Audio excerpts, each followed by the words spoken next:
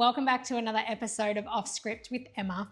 Today we unpack everything to do with a salary-based position or a commission-based position. What is the difference between the two?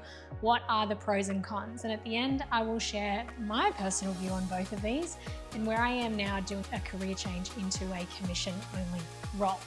See you on the inside.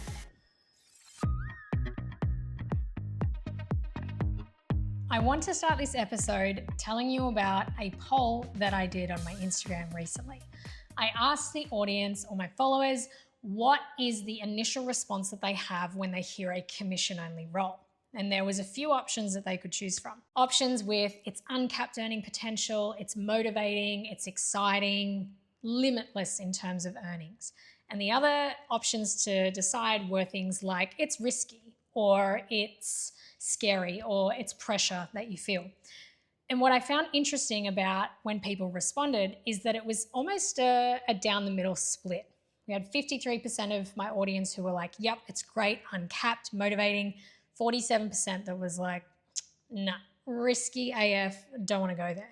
What I found interesting about the people who had voted one way or the other is that the people who were like, yep, sounds good, amazing, it's motivating, are people who are working in commission-based roles. On the other side, the people who voted risky, scary, were people who were in salary-based roles.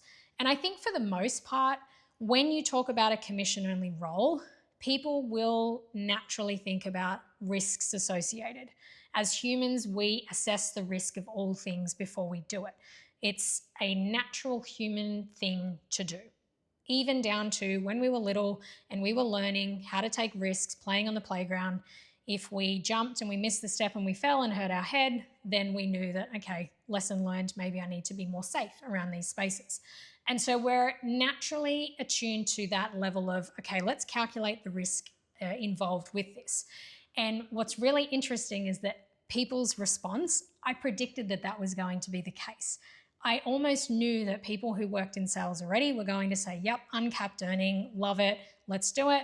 People in salary-based roles were like, yeah, it's a bit risky. That's okay. I'm not here to judge. I'm not here to say you should go one way or the other.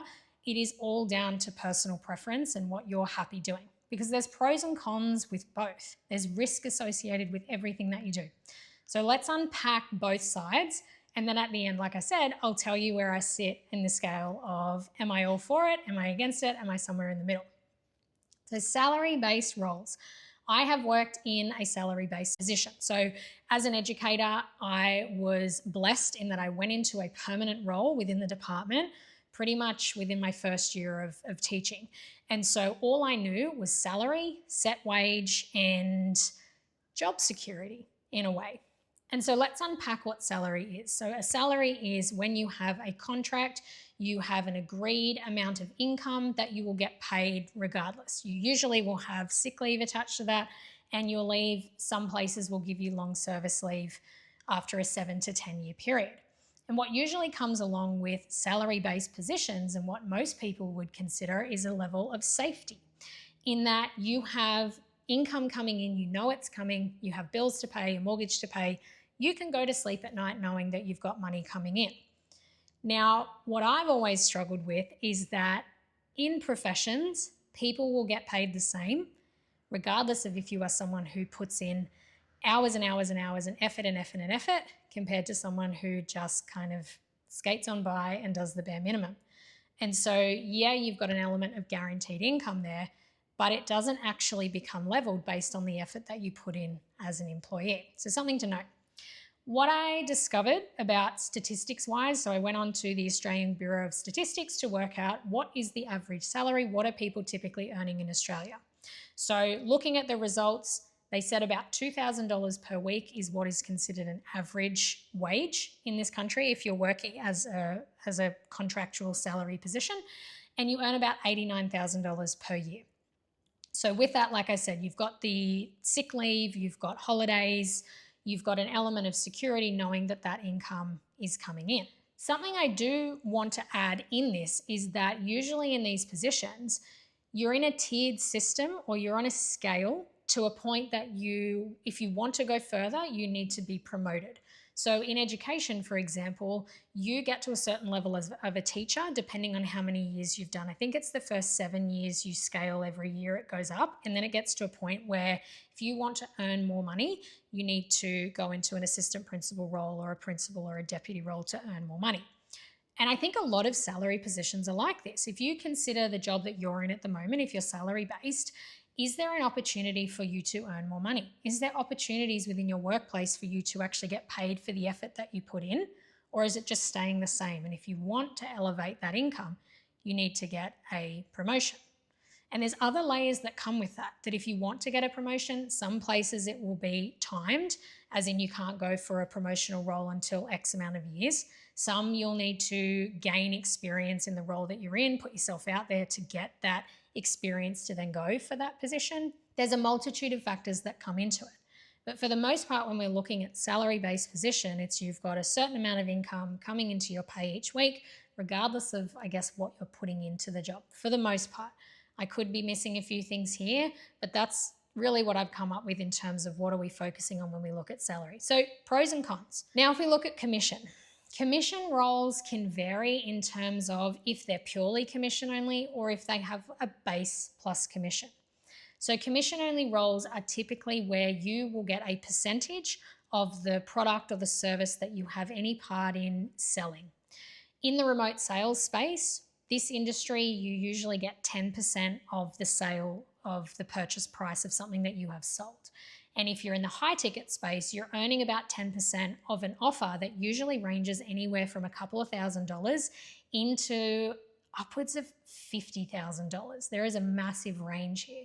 So if you consider a 10% commission on some of these roles, you could be ranging anywhere from a couple of $100s to a few $1,000s per sale.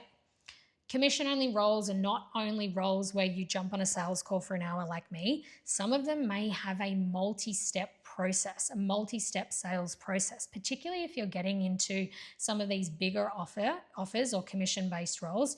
You think about real estate agents, for example. They're a commission-based role. Their sales process is huge.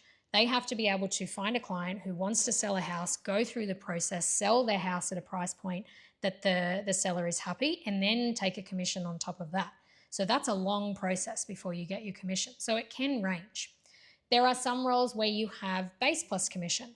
So they will pay you a base, maybe it's a $60,000 base per year, plus you'll get commission on top of that for any additional sales that you make. So it can come in two different ways. Now, the pros of being in a commission-only role is that if you're that person who worked in a salary-based position, you worked your butt off, but you still got paid the same as everybody else, then commission-only roles are the ones that reward the people who put in the work.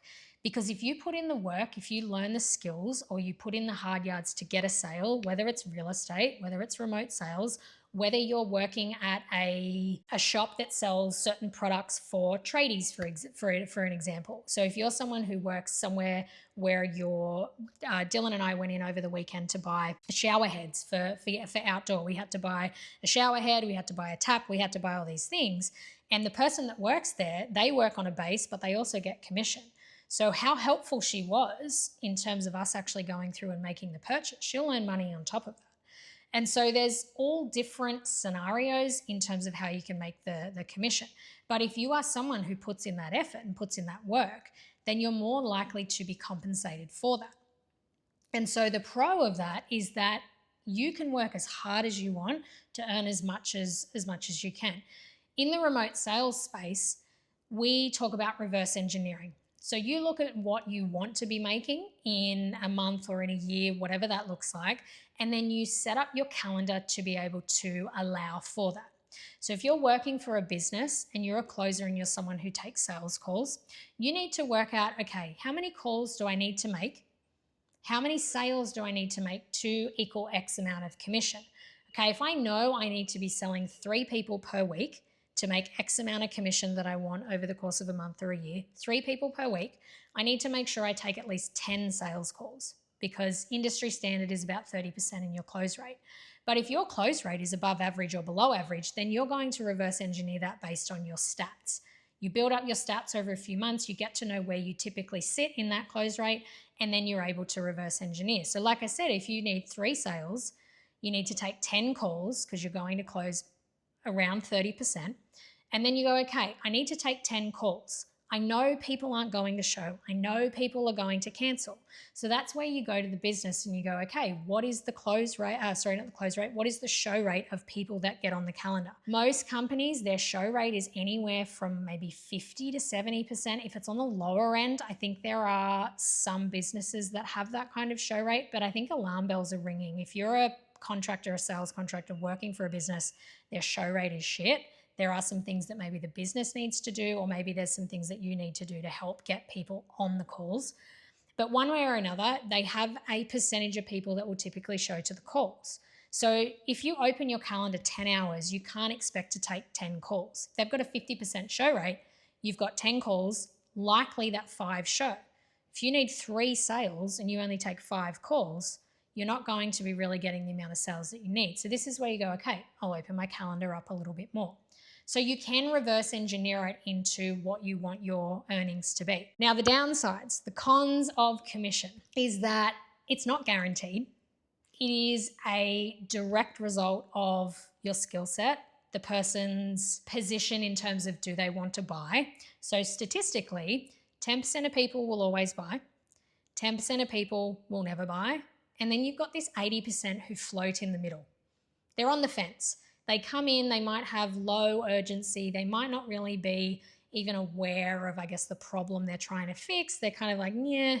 And then you've got anywhere upwards from that of people who are, they know they've got a problem, they know they want some help with it, but maybe they have some mindset blockages, or maybe there's an income block where they can't make a purchase. There's all these things in between, but they're the numbers that you can work within. So you go, okay, I know 10% of people will buy regardless of how shit I do my job.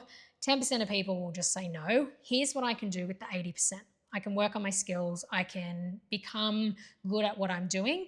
And then again, you reverse engineer based off that. But it's not always guaranteed. It's not always guaranteed. You're relying on a lot of other things around you to be able to make that money. For the most part, you're relying on the business to be able to get leads into your calendar to speak to. You can be proactive and go out and find your own leads, generate your own income, referrals, etc. But that's a factor that comes into it as well. The other con is that because the industry is such a roller coaster, you can go from having a month where you earn amazing money. You have 60% close rate, leads are hot, there's plenty coming in, there's lots of momentum, you're feeling good, you make a heap of sales, and then for whatever reason in the next month, you go without any sales. So you could go from a really great month to a not so good month. But again, there's risk in both sides. Now, when I looked up the statistics around commission-based roles, it actually surprised me what the averages were when looking on the Australian Bureau of Statistics. The average wage of someone who works in a commission-only role, they earn about $3,500 per week, which is about $180K per year. Now, comparing that to salary-based roles, which is about $2,000 per week and about $89,000 per year, it's so interesting how even in the averages, the commission role comes out on top. So with all of this in mind, there's pros and cons of both. But what I've experienced and what I know now when looking at both roles is that sometimes you will see something and your knee-jerk reaction will just be, well, this is what I've always known, this is what I always believe. So for some people thinking about a commission-only role, they've probably never even considered it. And before today, maybe you've never understood how they even work, or that you can actually reverse engineer your calendar or what you're doing to make sure that you're making enough money. Maybe you've just never given it any thought. So what do I think? Well, I've experienced both. I've experienced salary positions, safety, security, and I am now experiencing a commission-only role. What I've discovered is that in the beginning, when I considered commission-only, there was definitely a level of fear. There was definitely scarcity around, well, what if I don't actually make any money? What if this doesn't work? And I put a lot of the responsibility and the onus on everything outside of my control. What I've come to realize is that if you're going into a commission-only role, is that you are going to be a massive determiner of your success in that. It's up to you. It's up to your skill set in order to be able to make commissions. So when people think that it's scary or they're fearful, what I believe is that that's just coming from a place of you don't think you can do it, I didn't think I could do it. That was where mine came from. My worry and fear came from a place of, oh, what if I actually don't make this work? I was really saying to myself, what if I'm not good enough to be able to do this? What if I put all this work in and I'm not actually cut out for it? And that's a limiting belief that a lot of people probably come into this industry or have that view around commission only, because deep down it really comes back to, are you backing yourself? Are you backing yourself to be able to do the thing, build the skill to make the sales? And I know there are people out there who have a high level of conviction and confidence that if I said to them, hey, how do you feel about a commission only role where your skill set is the determiner of your outcome, that they'd be like, yeah, I got this. People who are already in those roles. I think about real estate agents. I think about people who just work in, any kind of sales in general where it's commission. I can't even think now what else there would be besides a sales role for a business or anything like that. But that's usually where the belief comes from when you are a little bit like, oh, it's scary. The other thing to consider, and what I considered as well, is that I come from a really blessed position in that when I was considering the risk of going commission only, I have a partner. I have a partner who has income coming in. Now, he is also a contractor. He's not commission only, but being a contractor, he is technically on a casual employment. So he gets paid hourly, and the contract that he has is for a 2-year contract. So there's some stability in that, but there is risk associated with his position in that they could cancel his contract at any time. They're under no obligation to see it out for 2 years. If they decide to cancel the projects that he's working on, then that's gone. But I think I use that as a bit of a safety net of, okay, well, he's got the income there. There's a pretty good guarantee or level of security that comes with that. I should be okay. Because I'm not going to lie, I absolutely came into this with the mindset of this is risky, this is scary. But a big part of what I think I knew deep down was that I was confident. I was confident that I could learn the skills, do what I needed to do. I did come in with that level of, conviction around my own capacity. I know I've said in this podcast before about I think that I'm a good communicator. I think that I am good talking to people. I dealt with all walks of life being in education, parents, leaders, all the people that I had to learn to communicate with. So yeah, there was an element of that too. The salary position that I had, I was in a fork in a road of, I know the money that I'm going to get. I know the money that I'm going to get if I move into a deputy role permanently or a principal role permanently. And they earn pretty decent money. Deputies earn anywhere from maybe 160, 180. Principals are in like the min 200s. Some of them upwards of even like mid 250s, 300s, depending on the size of the school. And if you consider what the average wage is, like that's above average.